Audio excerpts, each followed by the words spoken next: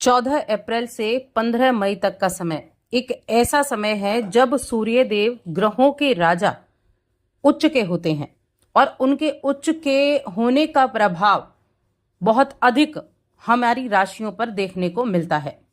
देखिए, सूर्य देव को अगर देखा जाए तो सूर्य आत्मा के कारक हैं, सफलता के, सामाजिक प्रतिष्ठा के प्रतीक माने जाते हैं। ये हमारे जीवन में नेतृत्व क्षमता, पिता के साथ संबंध, सरकारी कार्य और करियर से जुड़े हर पहलू को प्रभावित करते हैं। अग्नि तत्व की राशि हैं और अभी 14 अप्रैल को इनका राशि परिवर्तन मेष राशि में होने वाला है, जो अग्नि तत्व की राशि है। जब भी सूर्य अप्रैल के महीने में मेष राशि में जाते हैं तो ये वहां उच्च के होते हैं और इनका उच्च के होने का मतलब है कि ये एक ऐसे बिंदु पर पहुंचते हैं जहां ये अपनी पूरी शक्ति के साथ अपना परिणाम देना चाहते हैं।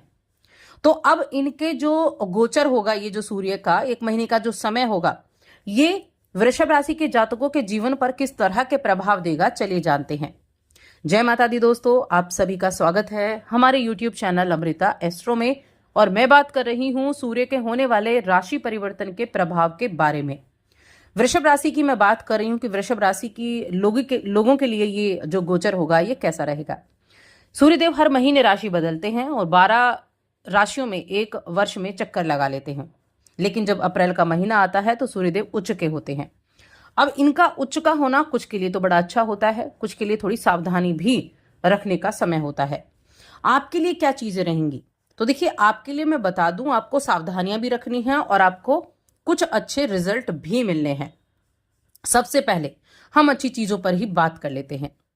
अगर आप विदेशी प्रोजेक्ट्स से जुड़े हुए हैं, आपके कुछ अंतर्राष्ट्रीय क्लाइंट्स हैं या वेंडर्स से आप जुड़े हुए हैं, तो मैं कहूंगी कि ये समय आपके लिए बहुत फायदेमंद रहेगा। क्यों रहेगा, तो देखिए, अगर आप ये वृषभ राशि की कुंडली देखें तो वृषभ राशि की कुंडली में 12वें घर में सूर्य पहुंचने वाले हैं और चौथे घर के स्वामी हैं। चौथे घर के स्वामी 12वें घर में गए हैं तो थोड़ा खर्चों को तो बढ़ा देते हैं, लेकिन क्योंकि 12वां भाव विदेश का भाव है, एक्सपोर्ट इंपोर्ट का भाव है, तो विदेश से जुड़े हुए लाभ भी आपको प्राप्त होते हैं। विदेश से जुड़ी किसी कंपनी में काम कर रहे हैं, विदेश के माध्यम से किसी भी तरह से आप पैसे कमा रहे हैं, विदेश आप जाना चाहते हैं, तो ये समय आपको विदेश भी भेज सकता है और विदेश से जुड़े हर एक कार्य के लिए ये समय अच्छे लाभ दिलाएगा। बहुत अच्छा गोचर साबित होने वाला है। देखिए, इस समय अवधि में अगर आप काफी समय से अगर एजुकेशन के लिए भी आप जाना चाह रहे थे या फिर आप अपने घर के लिए ट्राई कर रहे थे, तो उसके भी चांसेस यहाँ बने हुए हैं। तो ये आपके लिए ऐसी पॉजिटिव चीजें यहाँ देखने को मिलने वाली हैं। देखिए, आगे बढ़ने से पहले एक छोटा सा निवेदन और है कि अगर आप अपनी कुंडली दिखाना चाहते हैं तो स्क्रीन पर आपको नंबर मिल जाएगा या फिर डिस्क्रिप्शन में आपको नंबर मिल जाएगा। अब हम थोड़ी सी बात कर लेते हैं यहाँ की क्या और कुछ होने वाला है। तो 12वें भाव में जाना एक तो खर्चे आपके बढ़ा देगा। परिवार का स्वामी है ना, सुख संपदाओं का स्वामी है, तो आप इस तरह की खरीदारी कर सकते हैं जो आपके वैभव को बढ़ाती है, जो आपके सुख सुविधाओं को बढ़ाती हैं चीजें। आपने एसी खरीद लिया, आपने कूलर खरीद लिया, आपने ऐसे ही कुछ लग्जरी चीजें, कुछ गैजेट्स आपने खरीद लिए, तो वहां खर्चा हो गया। तो खर्चे को बढ़ाने वाला ये समय रहने वाला है। इसके अलावा मेष राशि में जाने से जो शासन प्रशासन से जुड़े हुए मामले हैं उनमें भी थोड़ी बहुत आपको प्रॉब्लम देखने को मिल सकती हैं, तो वहां भी आपको थोड़ा सा ध्यान रखना होगा। देखिए, मैंने खर्चा बताया आपको, कुछ ऐसा खर्चा भी है जो फिजूल खर्ची आप कर सकते हैं, तो उस पर कंट्रोल करने की आवश्यकता है। कंट्रोल कर लिया तो वहां चीजें ठीक हो जाएंगी, क्योंकि अपनी इच्छाओं को संभालना और सिर्फ उन्हीं चीजों पर खर्च करना जो वाकई जरूरी है, ये आपके जेब को ठीक रखेगा। तो ये आपको थोड़ा सा यहाँ ध्यान रखना है, ताकि इस समय अवधि में आप ऐसा खर्चा ना कर लें कि पूरा महीना आपको फिर परेशान होकर निकालना पड़े। इस चीज का ध्यान रखना है आपको। इसके अलावा किसी भी तरह की लापरवाही करने से बचना होगा।